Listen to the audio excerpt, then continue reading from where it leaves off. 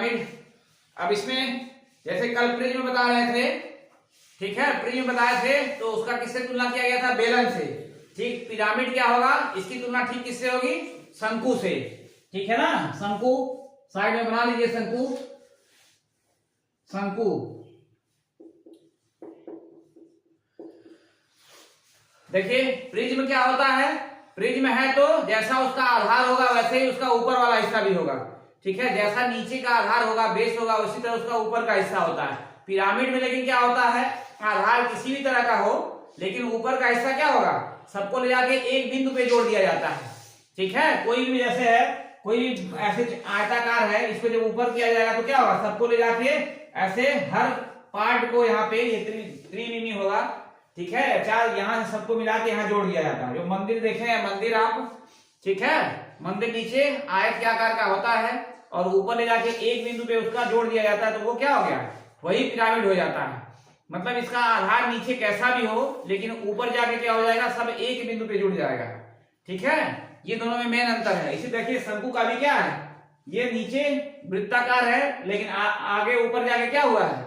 एक बिंदु पे आ गया है, सब यहाँ पे एक बिंदु पे आ गया। यही काम पिरामिड में भी होता है। ठीक है, पिरामिड में भी यही काम होता है। अब देखिए सबसे पहले यहाँ पे आयतन की बात कर लिया जाए। आयतन, आयतन, शंकु का आयतन सब लोग बताइए क्या होता है? शंकु का आयतन बताइए, शंकु का आयतन क्या होता है?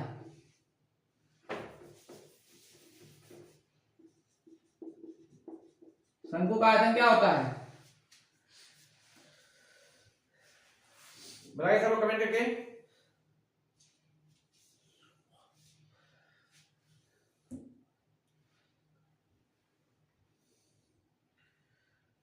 शंकु का आयतन बताइए भाई।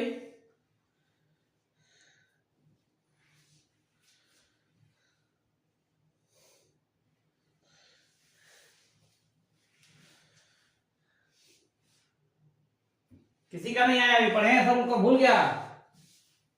पाई आर स्क्वायर एच ये होता है बेलन का, उसी में बताया थे 1/3 कर देना, 1/3 कर देना है। ये हिस्सा गायब हो गया था ना। बेलन जब ये है आपका बेलन, तो इसमें एक हिस्सा ये हो गया, ये दूसरा हिस्सा हो गया, एक तीसरा हिस्सा हो गया, एक बच रहा है, यानी कि 1/3 हो जाता है। बेलन के आयतन का ही क्या होता है? 1/3। ठीक है, अब देखिए, अब ये आया कहां से है? तो आधार का क्षेत्रफल क्या है आपका? आधार का क्षेत्रफल है पाई आर स्क्वायर, क्योंकि वृत्त के आकार का है और यहाँ पे ऊंचाई से गुणा कर दिए हैं और उसमें क्या किए हैं? 3 से भाग दे दिए हैं। तो सेम यही काम यहाँ भी होगा। इसका आयतन क्या हो जाएगा? आधार का क्षेत्रफल, आधार का क्षेत्रफल अपॉन 3 हो जाएगा और गुणे लंबवत ऊंचाई। लंबवत ऊंचाई h लिखिए या लंबवत ऊंचाई लिख लीजिए, ऊंचाई। ठीक है, यही हो जाएगा आपका इसका आयतन। इसका आयतन यही हो जाएगा। ठीक है, अब बार बार ये चीज समझा रहा हूं। देखिए इसमें क्या होता है? इसमें आपका फिक्स है कि आयतन इसका कैसा होता है, ये आधार कैसा होता है, ये वृत्त के आकार का होता है। तो इसमें पाई आर स्क्वायर फिक्स हो गया है और उसमें 3 से भाग देके ऊंचाई से गुणा कर दिए हैं। लेकिन क्या है, पिरामिड का जो पिरामिड होता है इसका आधार फिक्स नहीं है। इसका आधार कुछ भी हो सकता है। चतुर्भुज हो सकता है, त्रिभुज हो सकता है, ठीक है, समलंब चतुर्भुज हो सकता है, पंचभुज हो सकता है। इसी वजह से इसका सीधे सीधे लिखा जाता है आधार का क्षेत्रफल अपॉन 3 गुणे लंबवत ऊंचाई। ठीक है, अब वक्र पृष्ठ बताइए, इसका वक्र पृष्ठ क्या होता है? वक्र पृष्ठ बताइए सब लोग क्या होगा? वक्र पृष्ठ क्या होता है? वक्र पृष्ठ बताइए क्या होता है इसका?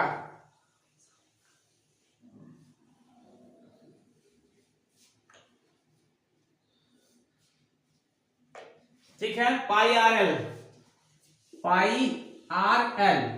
ठीक है, पाई आर एल को आप लोग को निकालने का तरीका बताए थे, कैसे आता है पाई आर एल। ठीक है, क्या किया जाता है? पाई आर एल कैसे आता है? पाई आर एल का निकालने का तरीका बताए थे। देखिए इससे पहले भी आप लोग को खेत का निकालने का तरीका, खेत के क्षेत्रफल निकालने का तरीका बता चुके हैं। ठीक है, टेढ़ा मेढ़ा खेत अगर है ऐसे ऐसे, ये 5 है, ये 8 है, ये 4 है और ये 3 है, इसका क्षेत्रफल अगर निकालना तो कैसे निकालेंगे बता चुके हैं। इसको बताए ना, बताइए इसका क्षेत्रफल कितना होगा? ये 5 मीटर भुजा है, ये 8 मीटर भुजा है, ये 4 मीटर है, ये 3 मीटर भुजा है। इसका क्षेत्रफल निकालना है तो कैसे निकालेंगे बताइए सब लोग जल्दी से। तब फिर बताते हैं, क्योंकि समझना जरूरी है इस चीज को कि आया कहां से ये पाई आर।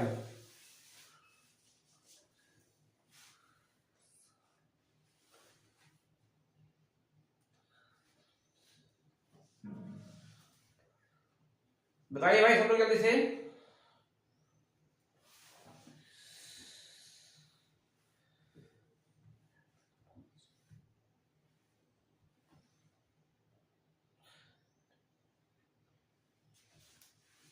इससे पहले की क्लास में खेत के क्षेत्रफल के बारे में बता चुके हैं, खेत का क्षेत्रफल कैसे निकाला जाता है इसके बारे में बता चुके हैं। जो टेढ़ा मेढ़ा खेत रहता है उसी के आधार पे आप लोग को बेलन का बताया था, वक्र पृष्ठ कैसे निकाला जाता है। ठीक है, इसके अलावा ये शंकु का वक्र पृष्ठ कैसे निकाला जाता है इसके बारे में बताया था सब लोग को। चलिए देखिए, सीधे क्या किया जाएगा, जब टेढ़ा मेढ़ा खेत होगा वैसे आयताकार रहेगा, आमने सामने की भुजा बराबर रहेगी तो लंबाई बड़ी चौड़ाई कर दिया जाता है। और यहाँ पे अलग अलग है तो ये आमने सामने की भुजा जोड़ के आधा कर दिया जाएगा। 5 और 8 जोड़ेंगे 13 हो गया, 13 का आधा 6.5, 6.5 गुणे ये दोनों जोड़ेंगे 4 3 7 का आधा हो जाएगा 3.5। ठीक है, गुणा कर लेंगे जितना आएगा 22 कितना आ रहा है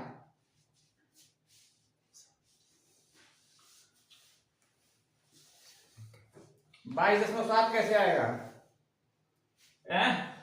5 3 8, 8 का 8 5 13 का आधा 6.5 हो गया, 4 3 7 का आधा 3.5 हो गया। 5 25 25 कैसे आ रहा है आप लोग का 7? 22.7 कहां से आ रहा है? धर्मपाल, अभिषेक कुमार, मोनू कुमार, कहां से आ रहा है ये सब? गुणा कर लीजिएगा सब लोग। बस सीधे सीधे ये जानिए क्या होता है, क्या होता है, आमने सामने की भुजा जोड़ के आधा कर लिया जाता है। ठीक है, अब इसमें देखिए, इस आकृति में आइए, शंकु में आइए, शंकु में देखिए आप लोग फिर से ध्यान से।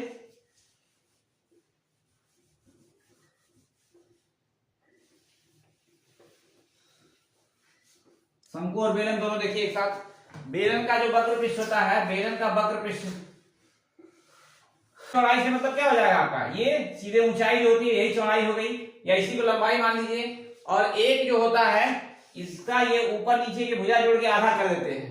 ठीक है, तो 2 पाई आर यहाँ भी, 2 पाई आर यहाँ भी, इस दोनों को जोड़ के आधा करेंगे कितना हो जाएगा 4 पाई आर हुआ।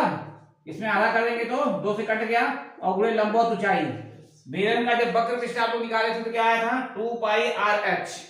ठीक है, 2 पाई आर एच ये आया था बेलन का वक्र पृष्ठ। ठीक है, 2 पाई आर एच। तो इसमें 2 पाई आर ये और 2 पाई आर दोनों जोड़ के आधा करेंगे तो आपका 2 पाई आर ये हो जाएगा, और लंबवत ऊंचाई आप ये से उससे गुणा कर देते हैं। ठीक है, यानी कि अब इसमें क्या हो जाता है, आधार का परिमाप गुणे एच। ठीक है, ये हो जाता है। अब इसमें शंकु में आइए, तो शंकु में यहाँ थोड़ा सा कहानी अलग हो गई ना। ये क्या है, यहाँ पे तो 2 पाई आर है, लेकिन यहाँ पे कुछ नहीं है, बिंदु है, यानी कि 0 हो गया। तो यहाँ पे क्या करते हैं 2 पाई आर प्लस 0 और गुणे, अब यहाँ पे लंबवत ऊंचाई जो होती है, इसकी लंबवत ऊंचाई क्या हो जाएगी, इसकी जो लंबवत ऊंचाई है, अब ये ना हो कि ये तिरछी वाली लंबवत ऊंचाई, ये वाला पृष्ठ हो गया ना आपका। वहां पे तो हर जगह देखिए सीधी लंबाई हर जगह बराबर है, लेकिन यहाँ पे ये हो जाता है, इसी वजह से यहाँ पे एच ना रख के क्या रखा जाता है,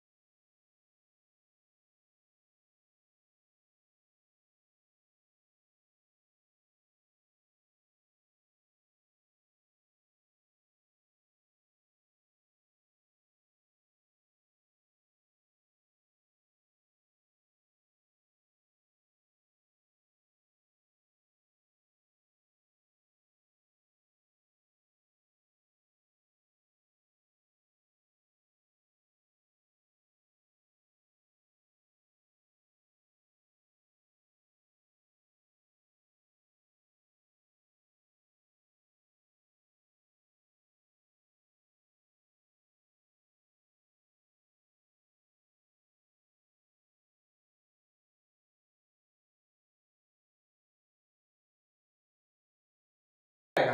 तो यही यहां भी होगा आपका आधार का परिमाप गुणे 2।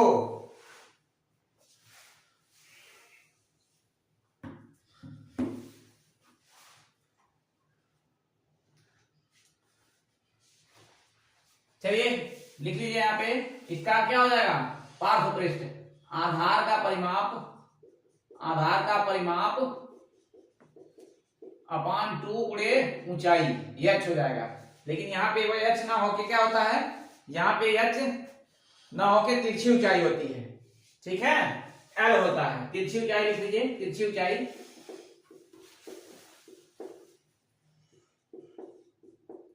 तिरछी ऊंचाई,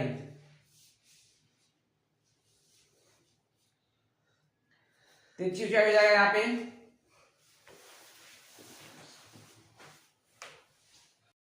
इसके बाद देखिए एक होता है संपूर्ण पार्श्व पृष्ठ, संपूर्ण पार्श्व पृष्ठ।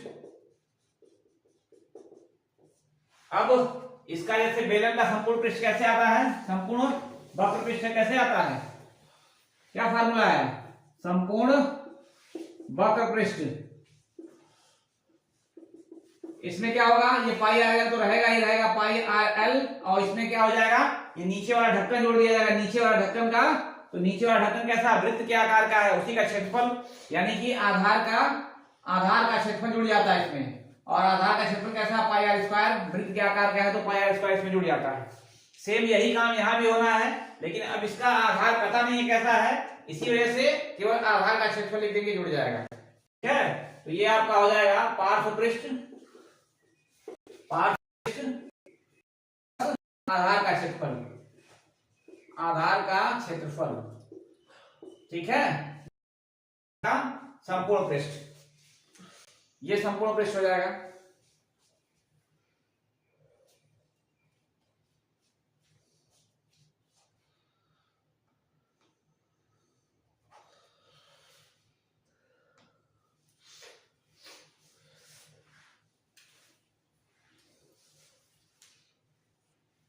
चलिए देखिए इसके बाद जो है कुछ और चीजें। अब ये आपका आयतन हो गया, आयतन बताए थे, आयतन क्या हो जाएगा, आयतन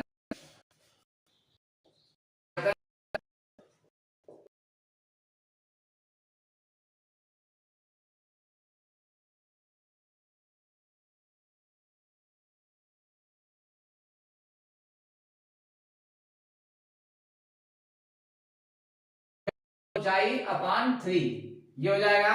पार्श्व पृष्ठ क्या हो जाएगा, आधार का परिमाप बटा 2 गुणे तिरछी ऊंचाई, और संपूर्ण पृष्ठ क्या हो जाएगा, पार्श्व पृष्ठ प्लस आधार का क्षेत्रफल, ये हो जाएगा।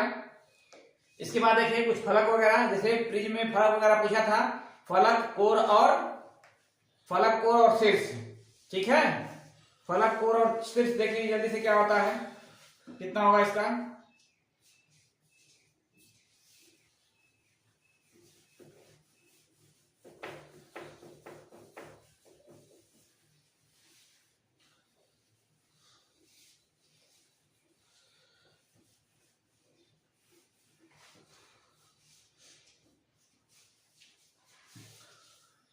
फलक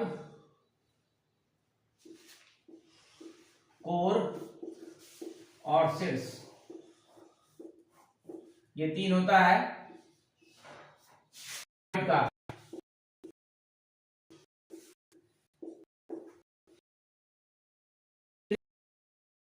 बताइए कमेंट करके सब लोग,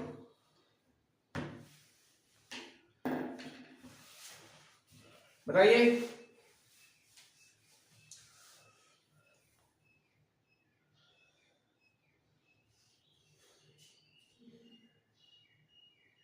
प्रिज्म का फलक बताए थे, जो आधार में भुजाओं की संख्या है +2।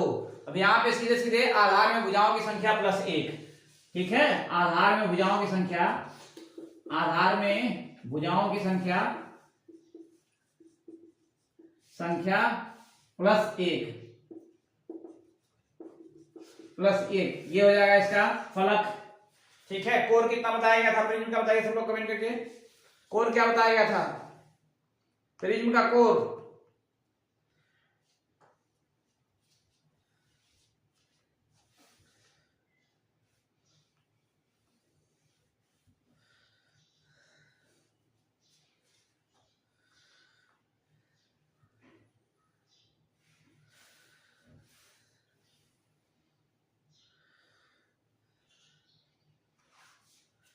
कोड बताइए भाई जल्दी से, कमेंट करके बताइए सब लोग।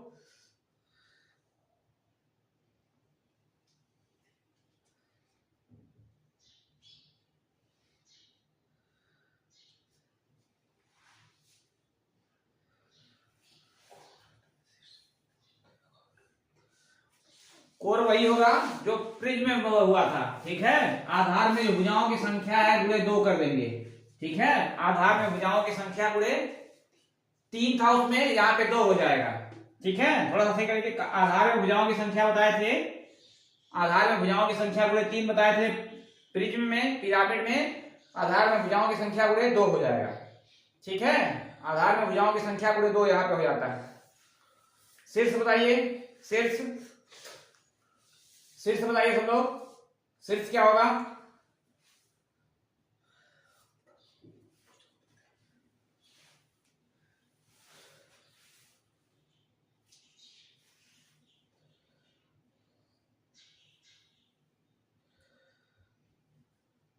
शीर्ष की संख्या बताइए सब लोग।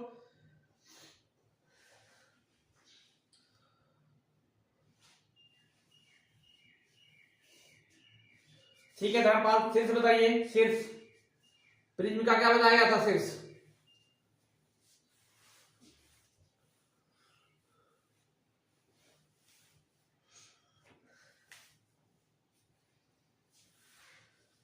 ठीक है। आधार में भुजाओं की संख्या गुणे 2 बताया गया था। अब यहाँ पे देखिए शीर्ष क्या होगा, शीर्ष कोई भी इसमें रहेगा तो जितने आधार में भुजाओं की संख्या उसको सबको ले जाके एक ही पे मिलाना रहेगा ना। यहाँ पे ऊपर टॉप पे मिलाना रहेगा, तो नीचे मंदिर का दिमाग में लाइए, मंदिर का दिमाग में लाइए, क्या होगा? नीचे जैसे दीवार खड़ी वैसे हो जाएगा और ऊपर जाके एक शीर्ष बन जाएगा। तो आधार में भुजाओं की संख्या प्लस 1 हो जाएगा इसका, ठीक है। आधार में भुजाओं की संख्या प्लस 1, फलक भी उतना ही होगा और शीर्ष भी उतना ही होगा।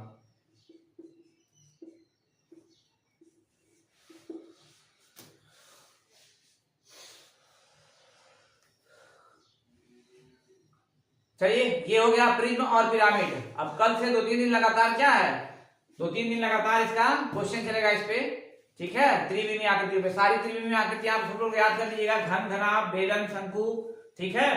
और इसके अलावा जो है बेलन, शंकु के अलावा गोला, स्फीयर, सब जो है सारी चीज तैयार कर लीजिएगा। कल जो है इस पे क्वेश्चन आएगा, क्वेश्चन बताया जाएगा सबका।